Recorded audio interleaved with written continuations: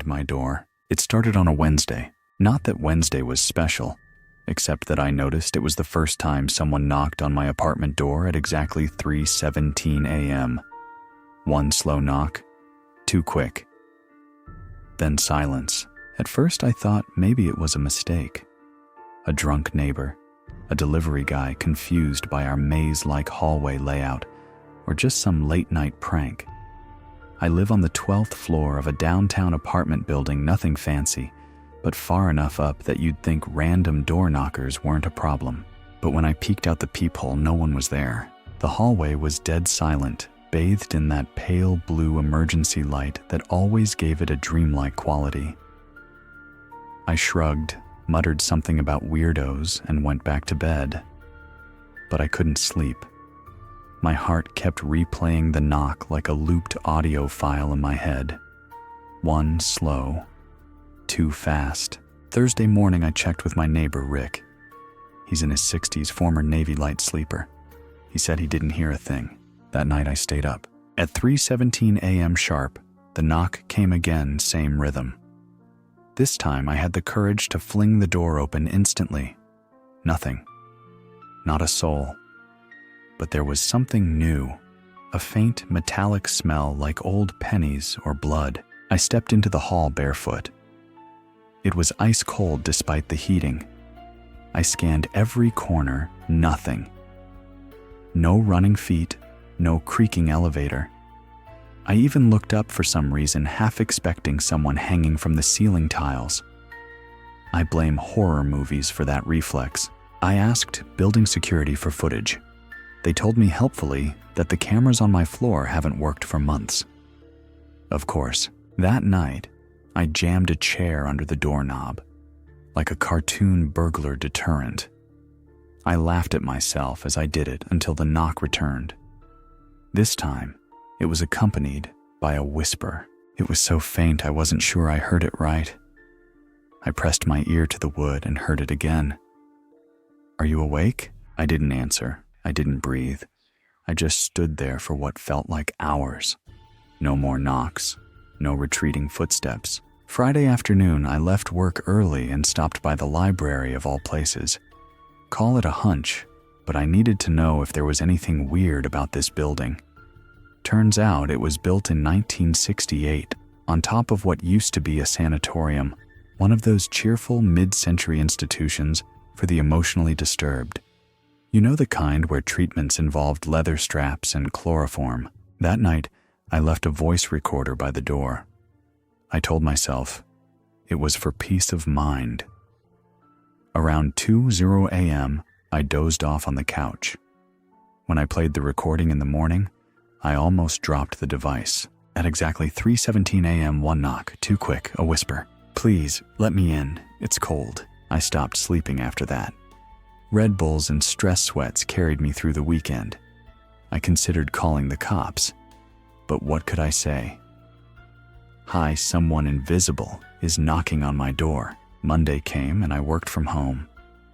I called in sick, propped myself in front of the peephole with a flashlight and a sandwich. I wanted to see the guy. I had to.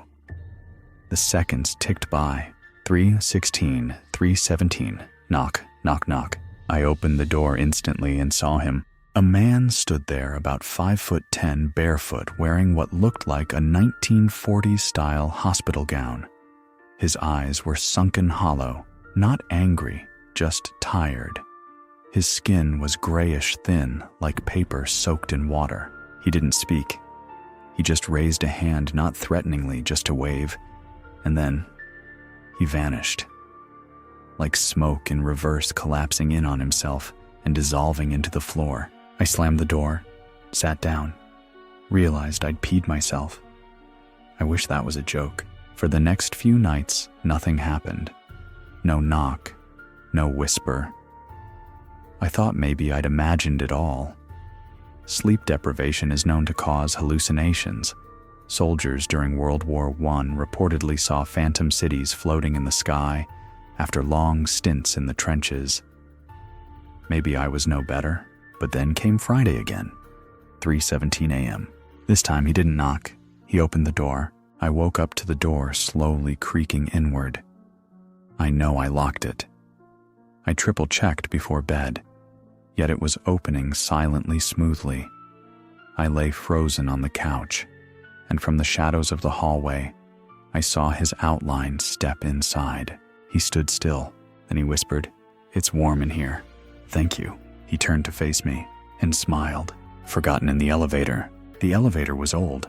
It had that brass handlebar around the interior, the kind that seemed decorative but never held up when you tried to lean on it. The buttons glowed dim orange, and the floor numbers flickered like they were powered by a dying flashlight. It smelled faintly of motor oil and someone's leftover McDonald's breakfast from 2009. I never liked using it. But that night, after a long shift and too many floors to climb, I gave in. The doors closed. I hit 12. It stopped on the 6th. No one got in. Okay, weird, but whatever. Then it stopped on the 4th. Again, no one there. I leaned out, half expecting some teenage prankster to pop out giggling. But the hallway was empty. Silent. I pressed the door close button. Nothing. The doors stayed open. I jabbed the button harder. Still nothing. "Come on, man," I muttered. I pressed 12 again. The doors began to close. Then, just as they met, a hand slid through the crack. It wasn't a normal hand. Too pale. Too long. The fingers were thin and spider-like with blackened nails. The doors bounced back open, but again no one stepped in. I stepped back, suddenly aware of how small the elevator was. My breath fogged slightly in the air. The temperature had dropped, and then the lights went out. Pitch black. The hum of movement stopped. The digital floor display died. I hit the alarm button. It buzzed faintly, then went silent. My phone had 20% battery, no signal. Of course. Classic horror checklist. Just needed some blood now. I stood frozen. The dark wrapped around me like a second skin. I fumbled in my pocket and turned on the flashlight. That's when I saw it. In the corner of the elevator, someone was crouching. Not standing, not sitting, crouching. I hadn't heard them enter. The space hadn't changed weight, but now there was something. Their face was pressed into their knees, long hair spilling over their hands. The flashlight flickered. I tried to speak, but no sound came out. Like my voice was trapped in a dream. Then they moved, not like a person, like a puppet. Twitchy sudden. Their heads snapped toward me. The face that stared back was mine, but not quite. The skin was wrong. Blistered. Melted in patches like plastic near fire. The eyes were all pupil, and the mouth opened just a bit too wide, as if it had never stopped screaming. It whispered something, a single word. Forgotten. The light went out. I remember crouching into the opposite corner, trying to shrink to vanish. Hours seemed to pass. No sound, no motion. Just presence. And then, ding, the elevator jolted and started to move. The lights flickered on. The digital panel read 12. It was morning. When the doors opened, the lobby was filled with people. Maintenance guys, security residents. They said the elevator had stopped responding to controls at 11:00 p.m. I stepped in at 10:32. I had been missing for nearly 9 hours. The part that still haunts me, I reviewed the elevator footage with the manager. From the camera's point of view, I entered the elevator at 10:32, and then I was gone. No malfunction, no pause. I never showed up on any other floor. Just gone. Until 7:21 a.m. when I reappeared. 1 second, there was an empty elevator. The next, I was curled in the corner, eyes wide open, unmoving. I asked if anything else showed up on the footage. The manager said no, but he was lying. I saw his hands shake as he deleted something off his tablet. For weeks after I dreamed of the word forgotten, scrawled in dust on mirrors, fogged glass, even the inside of my eyelids. Oh, in the elevator. It's still there, still working. But now when I step inside, it skips floor 4. There is no 4 anymore. And if I'm alone, the lights flicker, just once, as if something is saying, "Welcome back." The girl in apartment 5B, her name was Melissa. Sweet, a little shy, early 20s. She had this habit of waving awkwardly with both hands whenever she saw me in the hallway, like she couldn't decide whether to be friendly or vanish into the floor. We weren't close, just neighbors. But we had our rituals. She'd knock on my door when a package was left outside too long. I'd water her peace lilies when she visited her parents. She was the only one on our floor who still had a doormat with a cartoon cat on it. And then one Tuesday she was just gone. I didn't think much of it at first. People move all the time. But her door stayed untouched. No one came to clear out her stuff. Her mail started piling up. I knocked a few times. No answer. I called the building manager. He said she'd renewed her lease last month. No record of her moving out. Then came the first whisper. It was late, close to 1:00 a.m. I was dozing on the couch, half watching a rerun of some cooking show I didn't care about. The AC was off, windows closed, total stillness. And then faint and muffled, I heard her voice. Hey, can you hear me? I sat upright, volume muted. Listened. I'm still here. It was coming from the shared wall. Apartment 5B. But 5B had been dark for weeks. I pressed my ear to the wall. The voice was clearer now. Quieter, but intimate, like she was right behind the drywall. I thought someone would come, but they didn't. I called out Melissa. No answer. Then a quiet giggle. Familiar but wrong. Twisted somehow, like it was being played backwards through a toy recorder. The next day, I asked Rick, same Rick from down the hall, if he'd heard anything from 5B. He frowned. That girl, she's been gone for a while. I know, but... I hesitated. I thought I heard her. He raised an eyebrow. You sure she... He lowered his voice. She's the one who said she heard voices in the walls before she left. Said someone was living behind the plaster. That night, I couldn't help myself. I moved my bed into the living room. Something about being near that wall felt like inviting trouble. The next whisper came at 2:03 a.m. Closer now, clearer. I can see you. I didn't respond. I remember what you said, that I seemed lonely. The whisper had warmth in it, sadness, longing. Then it changed. But I'm not lonely anymore. Something knocked on the inside of the wall. Not like pipe settling or normal creaks. Knuckle knocks, rhythmic, intentional. I sat, frozen. The drywall shifted slightly, like it was breathing. The next morning, I marched down to the management office, demanded they open 5B. They resisted. Said it was under review. I might have threatened to call the police. They finally gave in. We opened the door together. It was empty. I don't mean unfurnished, I mean gutted. Walls stripped down to studs, flooring gone. It was nothing but beams and exposed concrete, as if the apartment had never existed. No one's lived here in over a year, the manager said. Melissa, I asked. He squinted at the clipboard. Only tenant registered was a Mr. Harold Grafton. Retired, moved to Florida. Left in '92. I went cold. Melissa didn't exist, or she wasn't supposed to. Back upstairs, I stood in my hallway, staring at that door. My reflection in the peephole looked off somehow. Too many teeth in the smile. That night, the whisper didn't wait until 2:00. It came at midnight. Thanks for keeping me company. And then knocking. From inside my bedroom wall. I slept in the bathtub. When I finally worked up the courage to patch over the wall and move the bed back, I noticed something. A pattern of faint handprints on the plaster. Small, child-sized, smudged with dust. As if someone had been pushing from the other side, trying to get out or stay close. Weeks passed. The voices faded. But sometimes when I wake in the middle of the night, I swear I hear her humming. And my cat, who never cared about the walls before, sits facing 5B for hours, tail twitching, watching something I can't see. You ever look at your floor and wonder what's underneath? I never used to. I mean, I knew conceptually there was wiring insulation, maybe some rats if you were unlucky.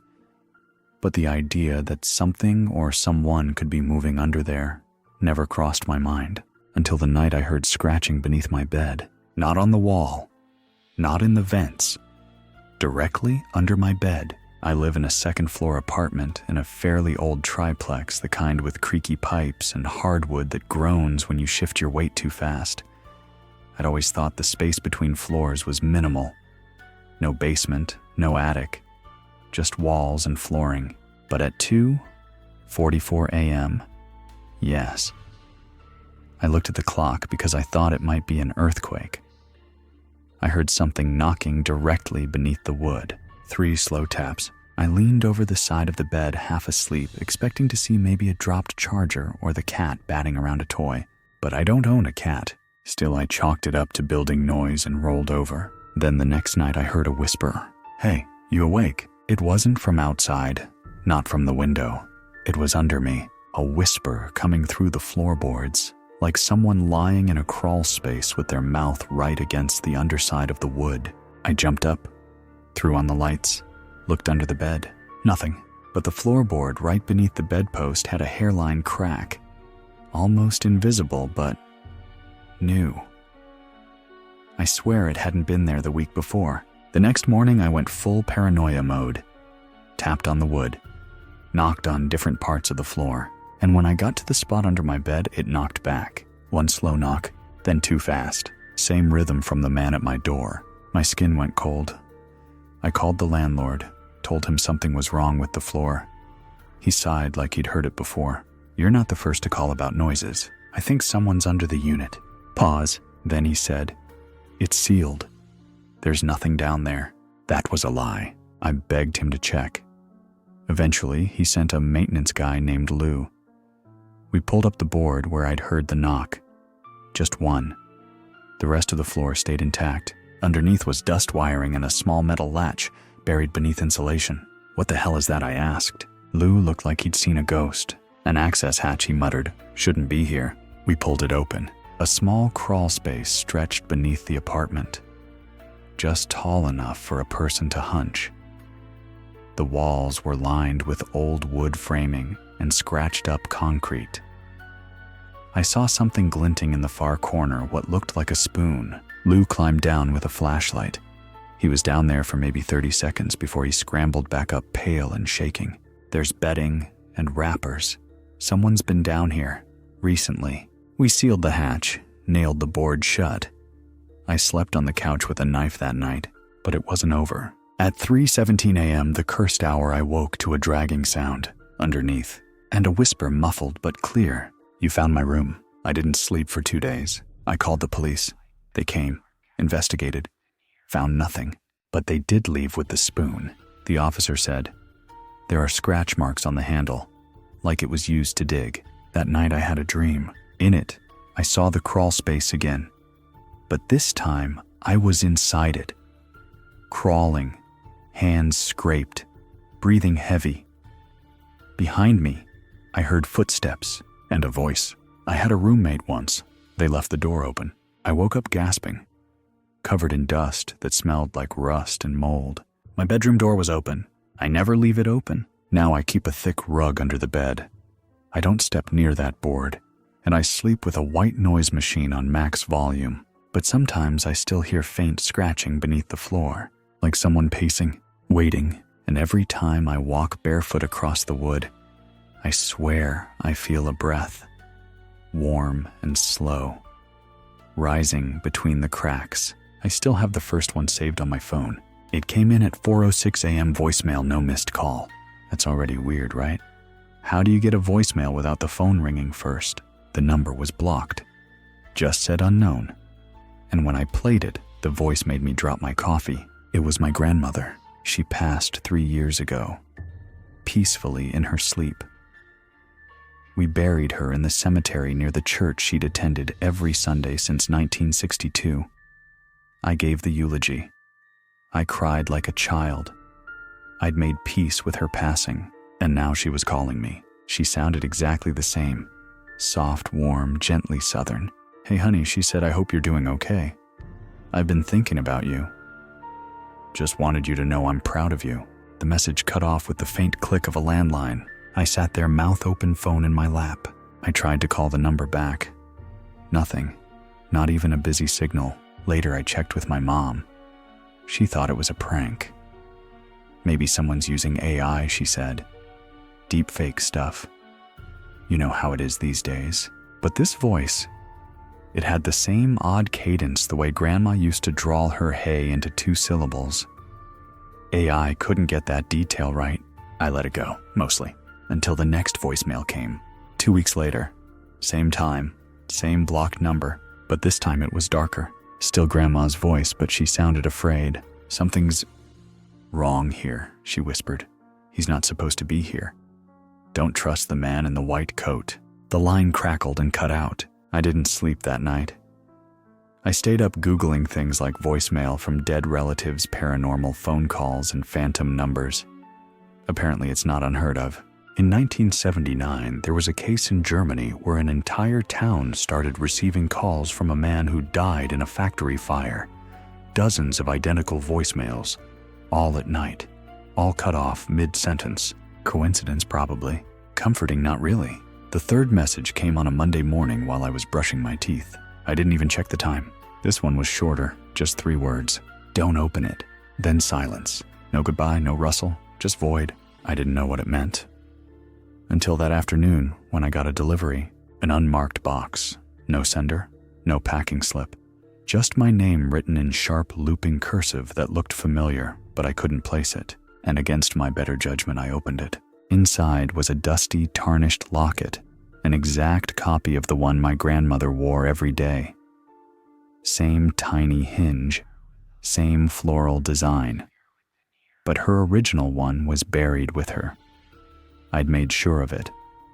I even placed it in her hand at the wake. This was a duplicate, and when I opened it, instead of a photo, it held a square of dark cloth soaked with something brown.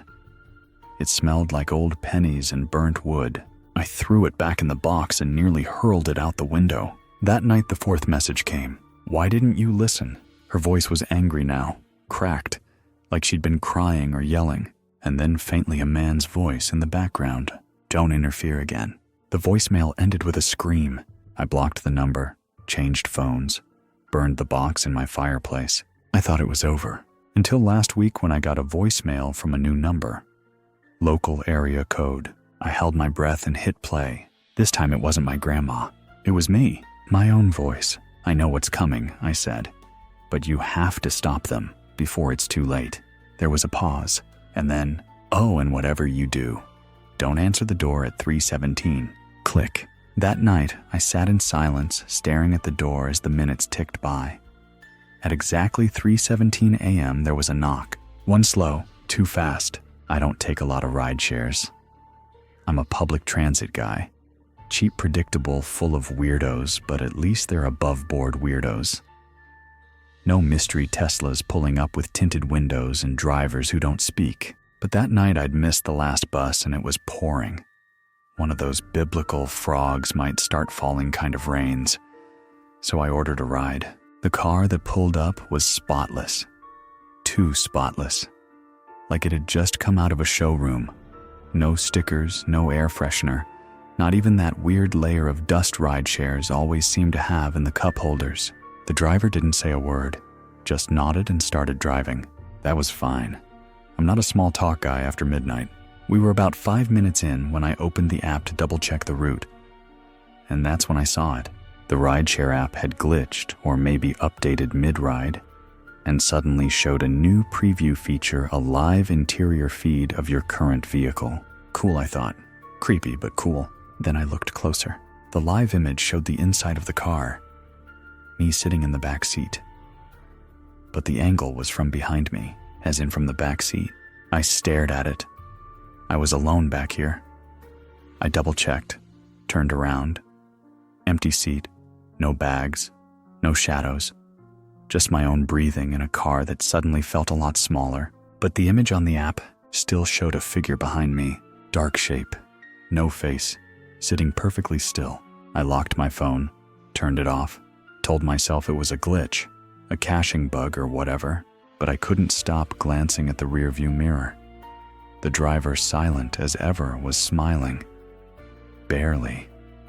Just the edges of his lips turned up. Like he knew I'd seen something. We pulled up to my place. I bolted out, muttered a thank you, and got inside without looking back. I sat on my couch and stared at the wall for a good 10 minutes before curiosity got the best of me. I turned my phone back on. There was a notification. Your trip with Miles has ended. Leave a rating. Miles. That was my dad's name. My father passed away when I was 7. Hit and run. We never found the driver. I tapped on the driver profile. The picture wouldn't load. I checked the trip history. It was gone. No record of the ride, no receipt. But the photo from the app, still saved in my gallery. I tapped it open, and this time the backseat figure was closer. Leaning forward, my head was tilted to the side. Same clothes, same posture, like I was looking at a version of myself that had been waiting behind me the whole time. I deleted the photo, then I emptied the trash, then I smashed my phone. Felt a bit better after that, until I borrowed my roommate's tablet later that night to check my email. Guess what auto-synced from the cloud? The same photo. But this time the figure was gone. Just me, alone, looking over my shoulder mid-turn, except I have no memory of turning, and the expression on my face, terrified, like I'd just seen something behind the screen. That night as I lay in bed, I heard the unmistakable sound of a car idling outside my building. I peeked through the blinds. A black sedan sat at the curb, empty, lights on, and the app notification on my new phone, Miles has arrived. There's something deeply wrong with a smile that doesn't end. I took a short-term gig as a night concierge at an upscale apartment complex. Not my usual line of work, but it paid well. And I figured, how bad could it be? Sit behind a desk, nod at the occasional insomniac dog walker, maybe refill the lobby coffee station. Easy cash. For the first few nights, it was exactly that. I'd arrive at 10:00 p.m. log and do a round of checks, then mostly just read snack or stare at the lobby fish tank. The place was nearly silent after midnight, like the building itself slept.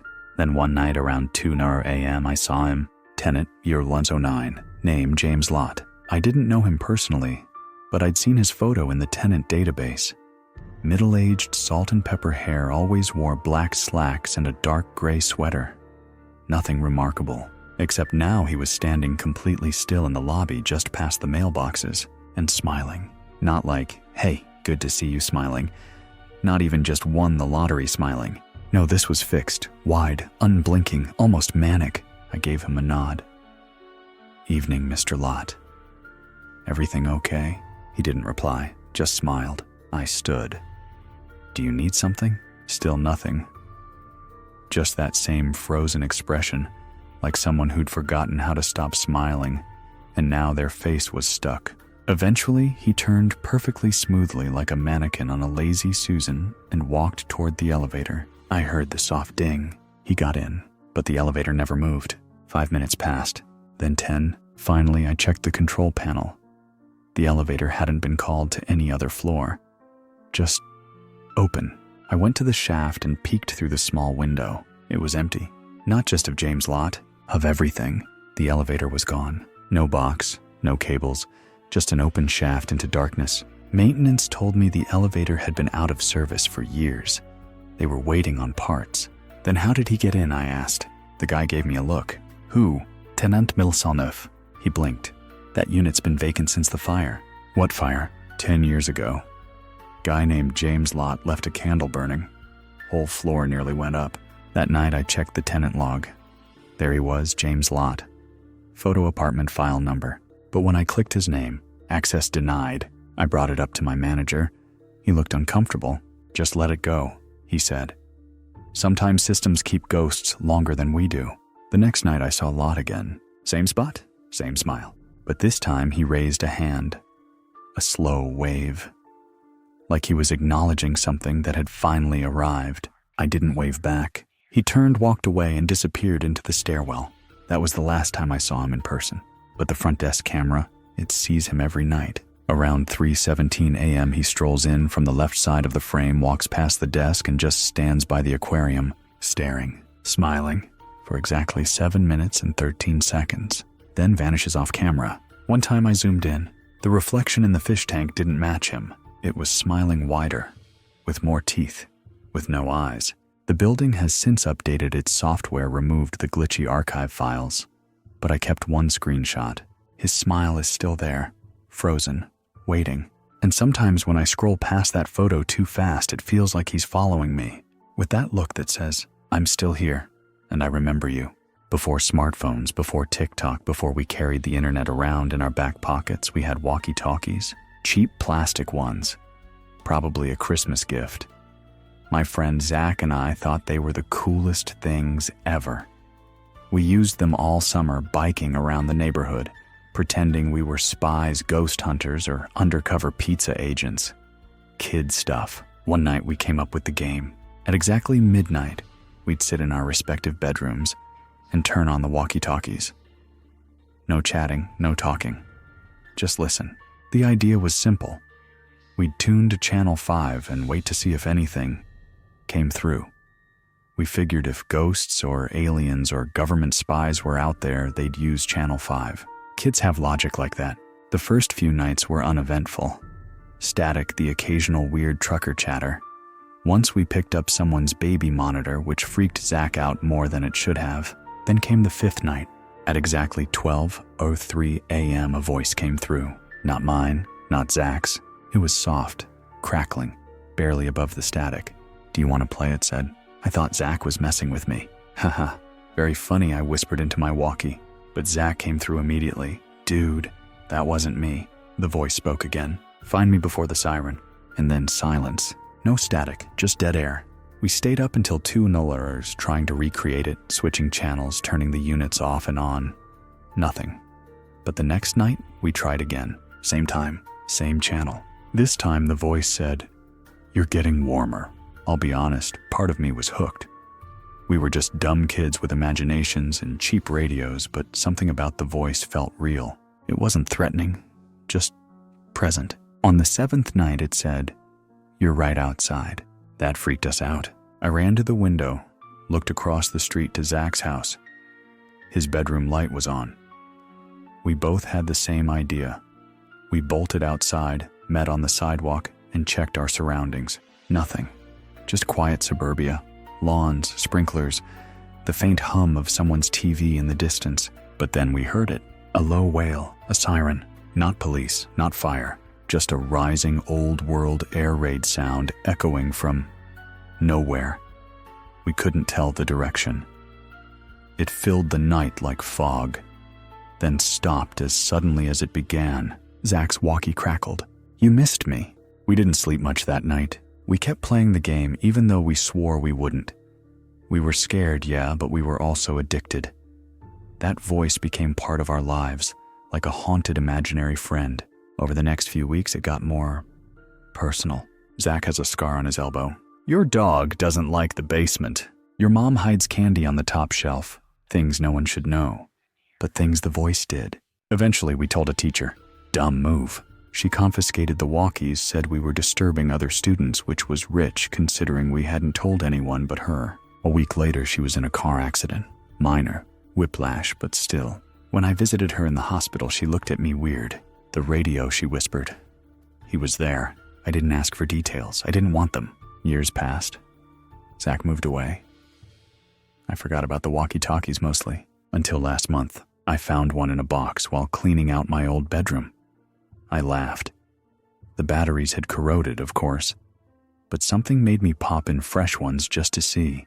I flipped it on, static, then clear as a bell. "Do you want to play?" I dropped it. Left the house. Haven't been back. But sometimes when I'm walking past a construction site or near a delivery truck and a two-way radio squawks, I swear I hear the same voice whispering, "Closer. I'm not a hiker. Let's get that out of the way. I'm a screens and snacks kind of guy." But when my cousin Ellie invited me to her off-grid cabin for the weekend, I figured, why not fresh air disconnect from the internet, maybe not die of eye strain at 32. The first day was fine. Trees, birds, a suspicious number of squirrels. Her cabin was cozy, one of those one-room setups with a wood stove, no Wi-Fi, and a porch swing that creaked like a horror movie teaser. The second day, we decided to explore the trails behind her place. She said they used to be logging paths barely used anymore. We walked maybe 2 miles when I noticed something half buried in the brush, a slab of metal. At first, I thought it was just a discarded sheet of roofing.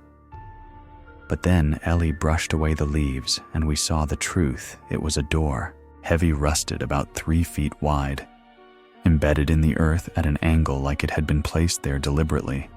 A handle, too. Thick iron crusted with time. Storm cellar, I guessed. There's nothing on the maps out here, Ellie said, frowning. This wasn't here last summer. We looked at each other like a couple of kids about to do something stupid. And naturally, we opened it. It screeched like a dying animal.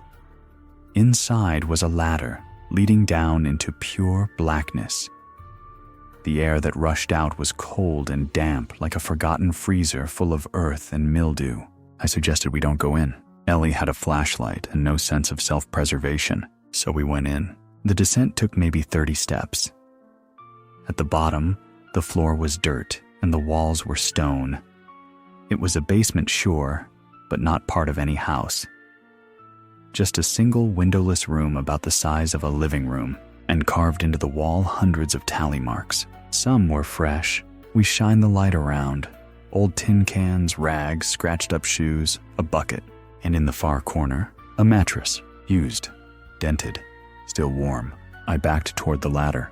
Ellie whispered, "We should go." No argument. We climbed out, shoved the hatch shut, covered it in leaves, and booked it back to the cabin. Neither of us slept that night. At 3:17 a.m., the porch creaked. Not from wind, not from settling, but from weight. I grabbed the flashlight and peeked through the curtain. Standing in the yard about 10 feet from the porch was a man, barefoot, dirty, shirtless. He didn't move, just stared. His skin looked sunburned and peeling like he hadn't seen shade in years. His eyes were wide open, no blinking. I reached for my phone. No signal. Of course, I turned back to the window. He was gone. Next morning, we packed and left. Didn't even sweep the cabin. Just locked the door and drove. Didn't say a word until we hit the main road. Back in the city, I tried to research the land. County records, old forest blueprints. Nothing showed a structure there, except one newspaper article from 1981. A brief blurb. Search for escaped patient ends near Black Hollow Woods. Authorities declined to comment on underground holding site discovered during investigation. That was it. No name, no follow-up. But the photo in the article showed 2 officers standing by a rusted metal door, the exact one we opened, and the man, in the corner of the frame, blurry, watching from the tree line, still barefoot, still staring. This happened back when I still had cable. You remember that endless channels, most of them trash a few with late-night infomercials trying to sell you knives that could cut through coins? I couldn't sleep, so I started channel surfing, hoping for a movie. A dumb cartoon, anything to distract my brain. I was clicking through lazily when I landed on channel 98. Nothing but static, except not quite. The static had movement, like shadows flickering behind snowfall. You know that strange feeling when your brain tells you something's there, but your eyes won't agree. I stared, maybe out of boredom, maybe out of instinct. And then something shifted. The static snapped into a grainy image. A room, dark but familiar. There was a couch, a small lamp, a coffee table with a water bottle on it. My living room. I leaned forward. It was my living room from an overhead angle, as if filmed from one of those security cams you see in banks or warehouses. But I didn't have a camera. I thought maybe it was a freak signal bleed from some neighbor's baby monitor. But that didn't explain the layout or the crooked lampshade I'd been meaning to fix, or the fact that the timestamp matched my clock exactly. Then I saw myself. I walked into frame on the screen, scratching my head, yawning, looking around, which would have been fine if I hadn't been sitting on the couch watching it happen. My stomach dropped. I glanced behind me, but there was no one else in the room. And the me on the screen. He sat down. Same spot, same posture. But then he looked directly at the camera. I froze. On screen, the static version of me started smiling. Not friendly, not goofy. Just slow, cold, knowing. I turned off the TV, unplugged it, sat in silence, heart hammering like a trapped bird. That should have been the end of it. Except channel 98 kept turning back on. Not the TV, just the channel. The next night I turned on the news. It switched itself. There I was again, sleeping this time. Same couch, same overhead angle. I unplugged the whole system and threw a blanket over it. 2 hours later, I woke up to a soft hiss. The TV was on, and the me on screen, he wasn't asleep anymore. He was standing in front of the couch, facing the camera, holding a knife. I don't own a knife like that. I stood up, backing away from the screen. On 98, my doppelganger raised the blade and pointed at me. I turned and ran out of the apartment. I stayed at a friend's for a few nights. Didn't say much. Just muttered something about renovations and a busted cable box. When I finally returned, I checked everything. The TV was unplugged, but channel 98, it still worked. One time I decided to record it. Proof, I figured. I set up my phone on a tripod aimed at the screen and let it run for a few hours while I went out. When I got back, I played the footage. For the first 2 hours, just static. Then suddenly my door opened. I wasn't home, but someone stepped in, wearing my clothes. They walked around the apartment like they belonged there, made coffee, sat on the couch, scrolled through a phone that looked exactly like mine. At the 3-hour mark, they looked directly at my phone and smiled. That night, I smashed the TV, took it down to the dumpster piece by piece. No more channel 98. But sometimes, when I'm walking past shop windows after dark, I catch a reflection that isn't quite mine. It looks like me, moves like me, but the smile's just a little too wide. And every once in a while, I hear a faint hiss of static in my ears, like someone's watching, waiting, broadcasting. When people think of night shifts, they imagine gas stations or hospitals, not museums. But that's where I found myself one winter, picking up part-time work at a local history museum. Tiny place, barely more than a converted house with display cases. My job: watch the monitors, make sure no one breaks in to steal century-old pottery or that one creepy taxidermy moose in the lobby. The first few nights were uneventful. The building creaked, sure built in 1884. What do you expect? But there was a peace to it. The tick of the old grandfather clock in the lobby. The smell of wood polish. Even the dim glow of the exit signs had a kind of sleepy warmth. Then I started noticing one exhibit was always slightly moved. It was a mannequin in Victorian dress, part of a Life in the 1890s scene set in a fake parlor. Lace gloves, parasol, weird glassy eyes that always seemed too wet for plastic. Every night I'd log her position in my notes. Every morning the day staff would find her angled differently. Parasol tilted, chin turned, fingers spread ever so slightly. I thought maybe someone was messing with me, so I set up a camera. I didn't tell anyone, just propped my phone discreetly behind a potted fern across the room. Next morning I reviewed the footage. From midnight to 2:34 a.m., nothing. At 2:35 the screen went black. At 2:47 it came back on. The mannequin was now facing the camera. I checked the timestamps. No gaps, no edits, just blackout and movement. The next night I stayed late with a thermos of gas station coffee and my phone camera open. I waited. Nothing. Then at 2:36 a.m. I heard it. Soft footsteps. I leaned out from the break room. The lights flickered, and I saw her. The mannequin was no longer in the parlor exhibit. She was in the hallway, facing the emergency exit. Her head tilted slightly like she was listening. I stood completely still, and she took a step. Not fast, not jerky like a horror movie. Just a slow, deliberate motion forward. I turned on every light and bolted to the control room. On the monitors, she was back in place.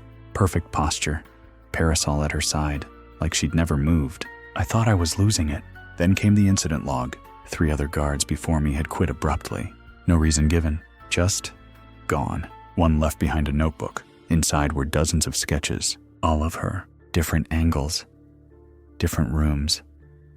In one, she's standing in front of the staff bathroom mirror.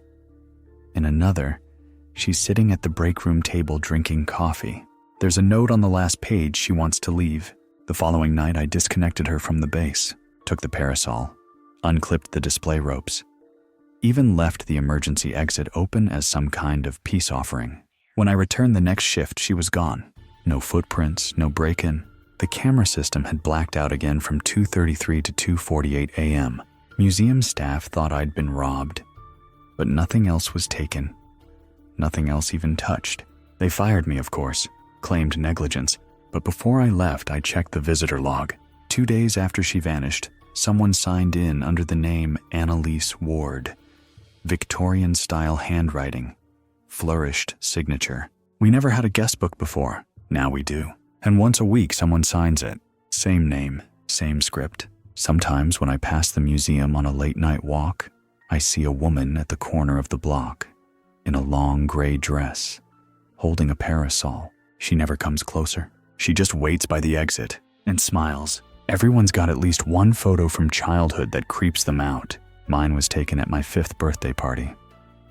I'm in the backyard, half dressed as Batman, about to sneeze on a cupcake. But what makes the photo infamous in my family isn't my face. It's the clown standing in the background. We didn't hire a clown. He's just there. Red nose, greasy orange wig, one blue eye, and one white contact lens standing at the very edge of the frame like he stumbled into the shot and didn't care. We thought it was funny at first. An uninvited party crasher, maybe a neighbor playing a prank. But then we noticed something worse. He kept showing up in every birthday photo for the next 12 years. Different angles, different events, indoors, outdoors. No one ever saw him arrive or leave. Sometimes just a hand, sometimes a full body. Always looking at me, my 7th birthday. He's peeking through the window of Chuck E. Cheese. My 9th, you can see the red and white shoes behind a tree in the park. By my 13th, I'd convinced myself it was a joke. Maybe Dad photoshopped him in. But he swore on everything that the photos were untouched. At 14, I burned them all. Every print, every negative. Didn't stop him. He showed up in a selfie I took at school, in the reflection behind me, leaning into a locker. I stopped taking pictures, stopped celebrating birthdays. When I turned 18, my parents threw a surprise party. I was furious but tried to play along. Friends, pizza decorations, and a big photo banner of me over the years. They'd reprinted the birthday photos. I froze, because in the final photo age, 17 me blowing out candles alone, he wasn't in the background anymore. He was standing right behind me, a hand resting lightly on my shoulder, and I hadn't felt a thing. I screamed, knocked the banner down, told everyone to leave. Nobody understood. My mom said it's just a coincidence, a funny family thing, so I moved out. Took a job 2 states away. New number, no social media. I didn't take a single selfie for 3 years, until I met Claire. She made me feel safe again, normal. She loved old-school Polaroids, and eventually I let her take one of us together at a lakeside cabin. We laughed, kissed, moved on. Weeks later, she mailed me the photo. No clown. Relief washed over me like a warm bath, until I flipped it over. There was handwriting on the back. Not Claire's. You finally smiled. That's all I wanted. There was a smear of white grease paint next to it. That night, I dreamed of balloons. Hundreds of them filling my room, floating silently. They started to pop one by one each with a wet, meaty sound. The last one didn't pop. It turned toward me and smiled. I woke up to a single balloon tied to my doorknob. White. No message, no string visible, just floating. I moved again, burned every Polaroid, changed my name. But on my 30th birthday, a package arrived. No return address. Inside a single photograph. The party from when I turned 5. Me sneezing. And the clown, closer than I remembered. Face no longer smiling, but waiting. Back when I worked in hospitality, I was the late night guy. Graveyard shift concierge at an aging high-rise hotel near the airport. Business travelers, flight delays, a few sketchy regulars with permanent "Do Not Disturb" signs. Nothing too wild, except for room 1413. Now I know what you're thinking, 13th floor. Most hotels skip it. Ours didn't. Management thought it made us seem authentic. Whatever. Room 1413 was at the end of the hallway. Corner unit. No windows on one side since that part of the building jutted into a fire escape. The first weird thing, the room was always booked, but no one ever saw the guest. No check-ins at the desk. No key requests. No calls for fresh towels. But every few nights around 3:33 a.m., we'd get a call from room 1413. Hi, I'd like to order some soup. Always soup, chicken noodle. We didn't even have room service. I'd try to explain that to the voice. Calm low sounded like a man in his late 50s, but he'd just reply, "You brought it last time," then hang up. The first few times I ignored it. Thought it was a prank. But curiosity wore me down. One night I grabbed a dusty can of soup from the employee lounge, nuked it in the microwave, slapped it on a tray, and rode the elevator up. The hallway was freezing. The lights flickered, as if they resented being awake at that hour. When I reached room 1413, I knocked. No answer. I knocked again. The door creaked open a few inches. Inside, darkness. No TV glow, no bedside lamp, just cold. Room service, I said, unsure why I was even bothering. Then a voice from the shadows. You took long enough. I stepped inside, just a few feet. The tray shook in my hands, even though I wasn't cold anymore. I wasn't anything. I felt empty, like the air had been sucked out of me. I set the tray down on the floor. The door slammed shut behind me. I whipped around, nothing, no one. When I looked back, the soup was gone. So was the tray. I scrambled out, rode the elevator down in silence, heart pounding like a war drum. I told the morning manager. He blinked at me and said, "That room's been locked for years. Fire code issue." I pulled up the system. Sure enough, room 1413 wasn't even listed in our booking software. But the log showed 7 calls placed from its line that week. We had maintenance check the phone. It wasn't plugged in. I quit 2 weeks later after the final call. Same voice, same request. Soup, please. But this time he added, "And maybe a blanket." "It's getting colder." I asked who he was. There was a pause. Then, "I used to work here. Long time ago. You brought me soup once. Remember?" I didn't, but I looked into it. Found an old article in the archives. 1986. Night staffer collapsed from a heart attack in room 1413 during a blizzard. Hotel was understaffed. No one found him for 2 days. When they did, he was clutching a hotel tray. Empty bowl, 1 spoon, blanket folded neatly at his side. Now every 3:33 a.m. someone still calls down. And even though I don't work there anymore, I sometimes wake up at that exact time. Heart racing, stomach cold, like someone's waiting for me, wondering why I stopped bringing the soup. I inherited the clock from my great-uncle Edgar. Big regal, the kind of antique that takes up an entire wall and ticks like it's trying to count down to your soul's expiration. Polished cherry wood brass pendulum, Roman numerals that faded at the edges like old bone. It arrived in a crate the size of a coffin. The movers helped set it up in my living room. I offered them water. They declined and left quickly, like they didn't want to be in the same room as the thing any longer than necessary. I stood there alone with it, and it ticked backwards. At first, I thought it was just jammed. I tried rewinding it, realigning the hands, even replaced the winding key. But no matter what I did, the second hand ticked counterclockwise, methodically, smugly, like it knew I couldn't fix it. I let it be. Then came the whispers. The first time I thought it was the pipes. The second time I thought I was just overtired. But the third time, I heard my name, whispered in a slow, dry rasp, like paper tearing underwater. "It's Daniel." I froze. The sound was coming from inside the clock. I got close ear nearly pressed to the glass. Tick, tick, backwards. Then, "Don't sleep." I leapt back, slammed the front panel shut. Didn't open it for days, but it didn't stop. Each night at 3:17 a.m., that cursed time again, I'd hear it. A whisper. Different every time. "She's waiting." Under the floorboards. "Oh, don't answer the door." One time it whispered in French. I had to Google the phrase. "Les aiguilles saignent." The hands are bleeding. I started having nightmares. Always involving time. Clocks melting. Hourglasses filling with blood instead of sand. My own reflection aging rapidly in mirrors while the clock ticked in the background. Then I saw her. On a Tuesday morning, half asleep, coffee in hand. I walked past the living room, and there she was, a woman standing beside the clock, dressed in black, veil covering her face, hands clasped in front of her. I blinked, and she was gone. But every now and then I'd catch her again, reflected in the glass, standing inside the clock like she lived there. I called a local antique expert.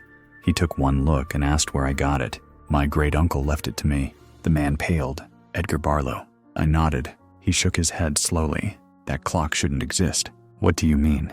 "It was buried with him." That's when I remembered Uncle Edgar had asked to be buried with his most treasured possession. I thought it was his pipe collection, or maybe his creepy old monocle. Apparently it was the clock. I had it appraised. The serial number didn't match any known manufacturer. The brass gears inside weren't engraved, just etched with tiny notches, like someone had carved tally marks inside over time. And then the minute hand moved forward. For the first time in weeks, just one notch, and the whisper said, "Too late." The glass cracked. A hairline fractured down the middle. The next night, I dreamed I was inside the clock. Not metaphorically, physically inside. It curled between gears the size of wagon wheels. The pendulum swung inches from my nose, slow and heavy. Time ticked backward, and I watched my skin smooth my body shrink. I woke up in my bed shaking. 2 baby teeth were on my pillow. I'm 33 years old. Now I keep the clock covered with a sheet. The ticking continues. Louder some nights, and every once in a while I hear that whisper again, right behind my ear. Tick-tock. Time to come back. I don't know where back is, but I know I don't want to go. Volunteering at the community ice rink was supposed to be fun. Nostalgic even. The kind of winter activity you do to feel human again. Hot cocoa in styrofoam cups. Clumsy kids doing face plants. Couples pretending they didn't fall on purpose to hold hands. You know the vibe. I signed up for the evening shifts. Zamboni duty mostly. Sweep the rink. Manage the lights. Occasionally chase a rogue hockey puck back into storage. One night, the manager asked if I could help with a maintenance issue. Drain in the pump room's acting up, he said. Down in the sublevel. Sublevel. I didn't even know we had a sublevel. He handed me a ring of keys, warned me about the icy stairs, and pointed me to a small locked door near the back of the locker room. The hallway down was narrow concrete and damp. Lights flickered. The kind of place where you instinctively lower your voice, even if you're alone. I reached the bottom, found the pump room, and sure enough, the floor was flooded. Maybe an inch or two of murky water. Something was gurgling in the far corner. I sloshed forward and stepped on something. It gave under my foot soft fabric-like. I bent down with my flashlight. A scarf. A child's scarf. Soaked, frayed, crusted at the edges, with what looked like ice. But it wasn't cold enough down there for ice. Then I noticed it a vent in the far wall, half covered with debris. I cleared it. Behind the grate was a tunnel, low, narrow, dark, leading under the rink. Curiosity got the better of me. I pulled out the vent and crawled inside. It was tighter than I expected. Smelled like old rubber and pond water. I crawled maybe 30 feet before emerging into a hollow chamber directly beneath the ice. I could see the underside of the rink. A faint glow filtered down through the frozen surface above. The chamber stretched wide, the ceiling low, and in the middle, footprints. Small bare footprints pressed into the thin frost-covered floor, circling and doubling back. As I stood frozen figuratively, though almost literally, I heard a sound, a scrape, metal on ice. I looked up. Above me in the frosted blur of the ice was a face, eyes open, mouth moving, screaming. I scrambled back into the tunnel, crawled as fast as I could. My jacket snagged tore. I left it behind. When I reached the pump room, the door was closed. I hadn't closed it. Worse, when I tried to open it, it wouldn't budge. I banged, shouted, no answer. Then from behind me, water dripping. Rapidly, I turned. A new puddle was forming, fast. Black water pouring from the wall, and something was rising with it. A shape, pale hands, hair slicked across a bloated face. I kicked the door until it burst open. Stumbled out, slammed it shut. I told the manager. He didn't even blink. That tunnel's been sealed for years. No, I said, it's open. He shrugged. Shouldn't be. The next day I went back, with backup this time. The vent, gone. Wall completely sealed, no sign it had ever been removed. But my jacket, ripped and soaking, was hanging on a hook outside the locker room. No one admitted putting it there. Later I found an old news clipping from 1994. A little girl went missing during public skate. They found one skate near the drain in the locker room. No witnesses. No explanation. Name was Haley. I remembered the scarf. It had an embroidered tag, Haley's. Now every time I visit the rink, I see small wet footprints near the drain, leading nowhere. And the ice above, sometimes it fogs, in the shape of a hand. I grew up in a small town where nothing changed. Same diners, same mailman, even the same crumbling signs warning drivers to slow down for kids who'd all grown up and left years ago. And yet somehow the church moved. It was the old chapel on Holloway Hill. White steeple-chipped paint always looked like it belonged in a snow globe. I'd walked past it for years, mostly ignoring it. No one I knew ever went there. The doors were always locked. The sign out front just read, "The Watchers welcome all." One morning I took my usual jog around town, earbuds and zoning out. When I got to the hill, the church wasn't there. Gone. No rubble. No foundation. Just grass. Like it had been plucked out of reality. I rubbed my eyes, paced in circles, even checked Google Maps. Still marked Trinity Watchtower Church. But it wasn't there. I figured I was losing it. Sleep deprived. Overworked. I even considered heat stroke. The next day it was back. In a different spot. Now it stood at the far edge of town near the old train tracks, tucked between a scrapyard and a drainage ditch. No road leading to it. Just there. No one seemed to notice. "Hasn't that church always been there?" one guy at the diner asked. "No, it was up on Holloway Hill." He blinked. "What's Holloway Hill?" I paid my bill and left. Next day, church moved again. Now it was downtown, wedged between two office buildings like it had always belonged there. No permit, no movers, no record of relocation. So I went inside. The front door creaked open without resistance. Inside it was dark, like it absorbed light.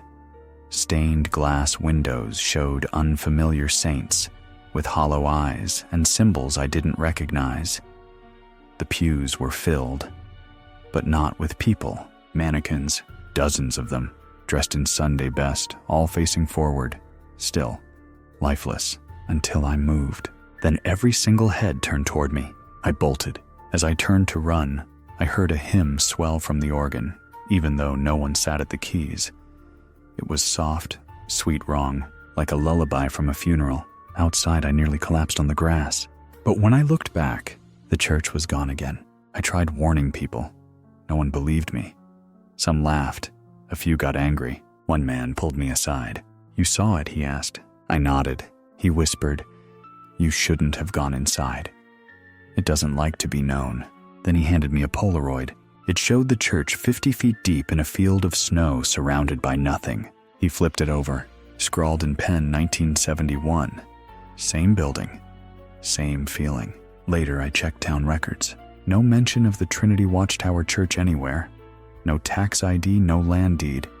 Just a blank spot where it should have been. Now every few months I get a letter. No return address. Inside is a photo.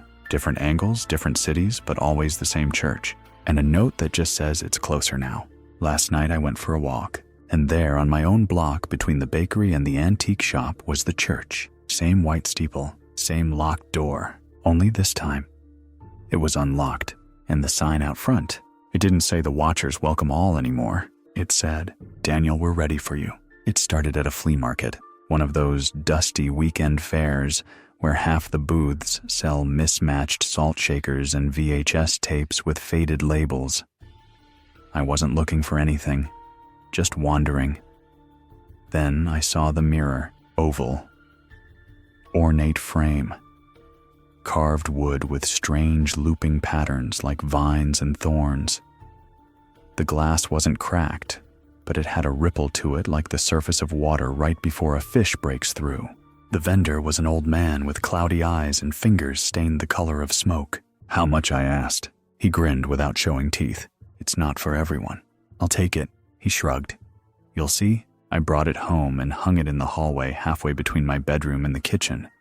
At first it was just a mirror, reflected the hallway lamp, my messy hair, a weird scratch on the wall I kept forgetting to patch. But then I started noticing differences, subtle at first. The hallway in the mirror looked slightly brighter than mine. The reflection showed my coat hanging when in real life I'd left it at work. I dismissed it as a trick of the light. Maybe I was tired. Then the reflection showed movement. I'd pass by the mirror and catch something in the corner like someone stepping just out of frame. Once I stood still, watching carefully. I raised my right hand. So did the reflection. Then I stepped backward. In the mirror, my reflection stayed still. It smiled. I turned and ran. That night, I covered the mirror with a blanket. It fell off 3 times. Eventually, I moved it into the closet and shut the door. That seemed to work for a while. Then one night, as I walked to the bathroom, I caught a glint from the mirror through the crack in the closet door. Curious, I opened it a bit. Inside the mirror was fogged, like someone had breathed on the other side, and written in the condensation were 2 words, "Trade me." I slammed the door. The next morning, I found my keys sitting on the hallway floor in front of the mirror. I hadn't dropped them. I didn't touch the mirror again until the dream. In it, I stood in a hallway just like mine, only mirrored. Everything was reversed. Pictures, furniture, even the light switches. And at the end stood me, or something that looked like me. It was thinner, pale, eyes darker than they should be. It reached out its hand.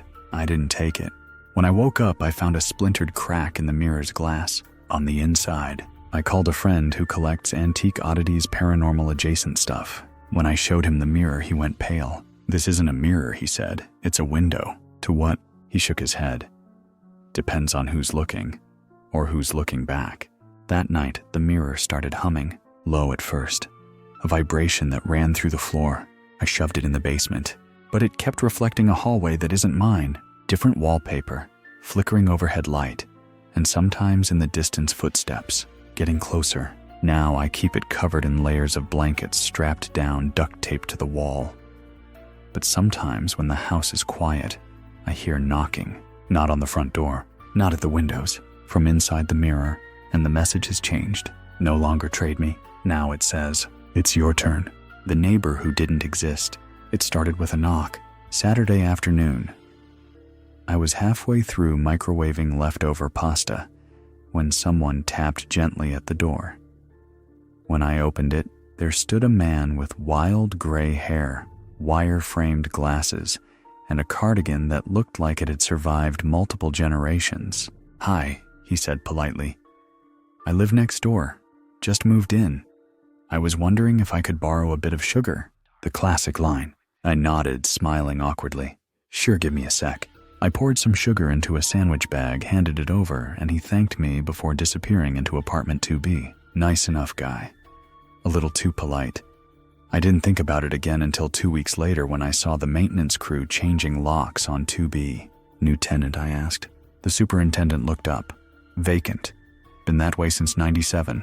"No," I said, confused. "The guy who moved in a couple weeks ago, gray hair glasses." The super furrowed his brow. "Kid, no one lives there. It's sealed." He showed me. The front door had 2 padlocks. The apartment was filled with dust-stacked furniture, cobwebs like a haunted house attraction. No footprints, no lights. No one had been in there for decades. I started to doubt myself. Maybe it was 3B. Maybe I got the number wrong. That night, I went through my kitchen drawer and found the same sandwich bag I'd given him full folded shut, on it in red pen. "Thanks, neighbor." The handwriting wasn't mine. I checked the peephole that night, just in case. 2B's door remained shut, but taped to the outside, barely visible, was a photo of me standing in my kitchen, taken from outside the window. I called the building office. No security cameras, no record of entry into 2B.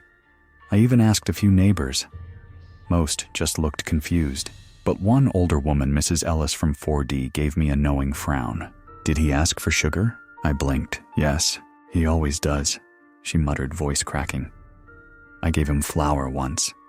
He left a dead bird on my windowsill." Then she shuffled away. I decided to get some answers. That night, I sat outside apartment 2B. Midnight came and went. Then at 3:17 a.m., the door creaked open. No one was inside, but there was a chair perfectly centered in the living room, and on it a box, small, wooden, intricate carvings. I shouldn't have opened it. Inside was a cassette tape, unlabeled, and a folded photo of a child. Me, 6 years old, standing in front of a house I didn't recognize. I don't remember ever being there. The tape played on an old Walkman I'd kept in storage. First came static, then a voice. "You gave me sugar.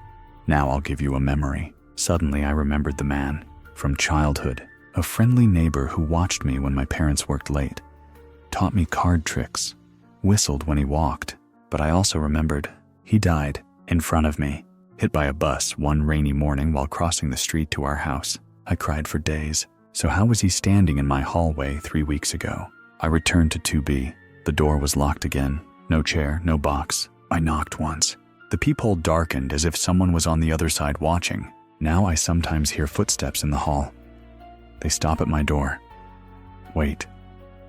Then continue slowly back toward 2B, and I've stopped leaving things near the windows, because every now and then I find them returned with little notes. Thanks again.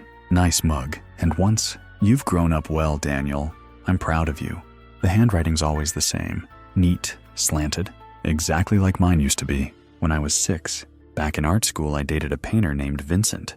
Yeah, Vincent. Subtle, right?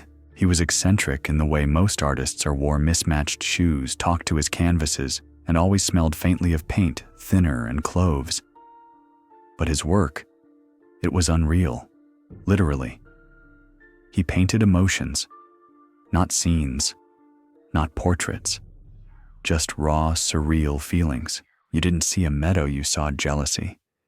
You didn't see a building, you saw isolation.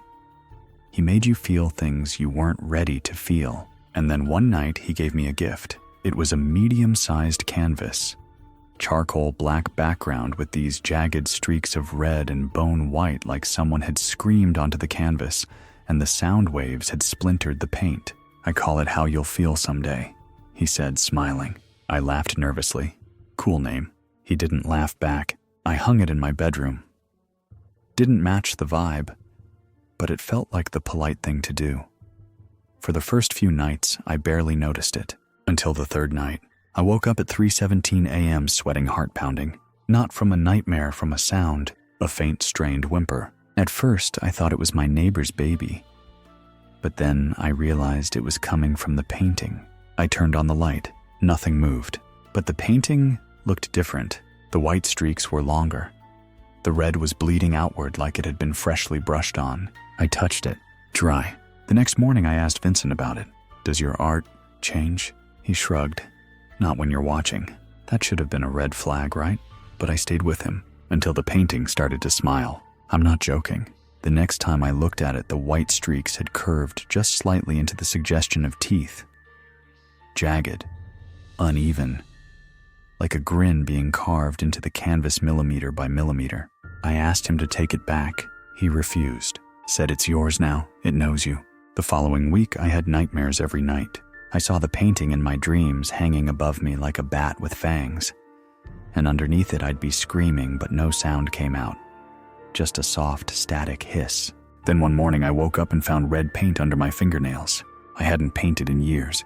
I tried to destroy the painting. Tore it from the wall, sliced the canvas, snapped the frame, threw it in the dumpster behind my building. That night, there was a knock at my door. No one was there, but the painting had returned. No damage. Still smiling. I left it in a field 10 miles away. Returned home. There it was on the wall. Now the streaks were forming eyes. Sunken pits of black surrounded by brush strokes that looked like tears. I could feel it watching me. I stopped sleeping in the bedroom. Moved into the living room with a blanket and every light on. But somehow the painting always ended up where I was. Above the couch. Across from the TV. At the foot of my bed. Even once hanging in my bathroom mirror's reflection. But not on the wall. Vincent disappeared soon after. I asked around. No one had seen him. His apartment was cleared out, studio abandoned. But one thing remained in the middle of the room. An easel, still wet. And on the canvas me, sleeping, mouth open mid-scream. I don't go near galleries anymore. Every time I see abstract art, I look for that same pattern, black, white, red, that grin. And every now and then when I pass a mirror in a dark room, I don't see myself. I see the painting, watching, waiting, smiling. I've spent years collecting horror stories, from friends, from Reddit threads, from strangers in bars after a few too many drinks. I write them down. I narrate them. I shape them into something people can listen to in the dark under the covers, pretending they're not really scared. But the truth is, I never thought I would become one. Not until the night something followed me home. I'd just finished recording a batch of stories, some of the ones I've told you tonight, in fact. It was after midnight, the room still glowing from my monitor voice, raw from narrating. I stood stretched and walked into the kitchen to grab a drink, and the lights flickered, annoying, old wiring. Then the hallway grew. Longer. I don't know how else to explain it. Like the end of it pulled away from me, stretching like melted taffy in the shadows.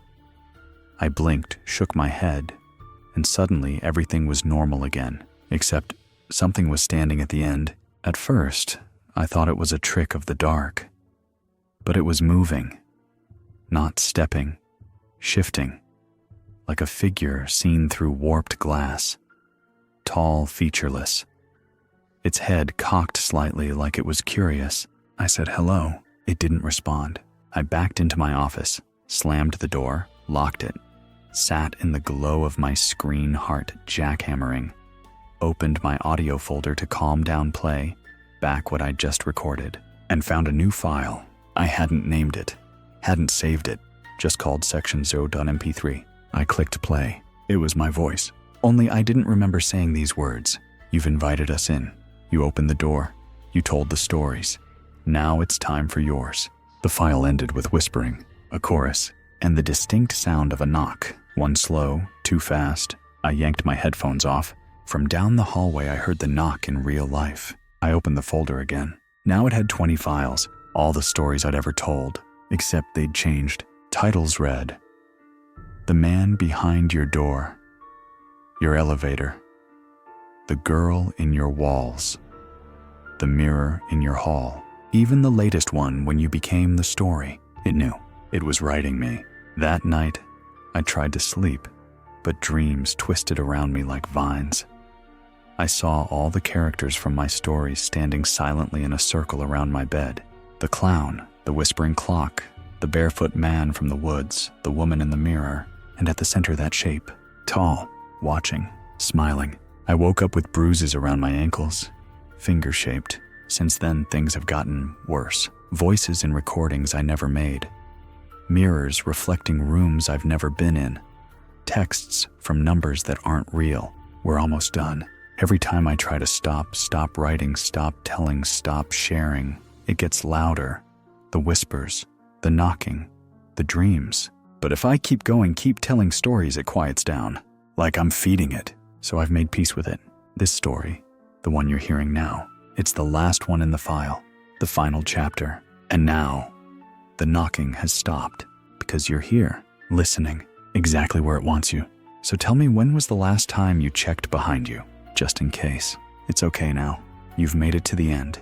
The voices are fading. The echoes of whispers and footsteps are growing distant, like memories of a dream you've already begun to forget. Take a slow breath, in and out. Notice the stillness around you. The walls no longer creak. The air no longer hums with tension. The clock ticks forward again, not back. Everything is settling. What you've heard tonight were just stories, just flickers of shadow and imagination, shapes cast by candlelight, ghosts made of static and old memories. They can't hurt you now. They live in the dark corners of your mind, in that space just before sleep when your thoughts drift and your defenses lower. But you're safe here. Wherever you are, under blankets in bed, on the couch with one lamp still bravely glowing, you're safe. If you glance at the hallway, you'll find it empty. If you check the mirror, your reflection will blink when you do. And if, by some chance, you hear a knock at the door tonight, it'll just be the wind, or the neighbor, or maybe someone else looking for sugar. You don't have to open it. Let the silence settle now. Let your breath slow, your heart soften. Let sleep take you gently, like the tide pulling you toward morning.